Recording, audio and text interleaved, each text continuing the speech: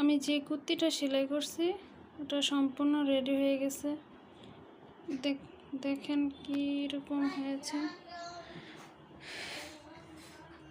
যে হাতার মধ্যে লেস বসাইছি, আর হচ্ছে এটা বোতাম বসাইছি মাঝখানে জোড়া। কেউ জোড়াটা পুরোপুরিভাবে বোতামের গাঁট সহকারে রাখতে পারে, আবার কেউ এটা জোড়া একদম লাগিয়ে রাখতে পারে।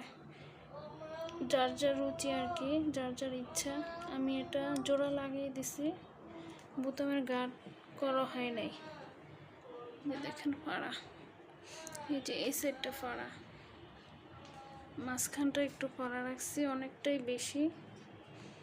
আর নিচের গের দেখুন,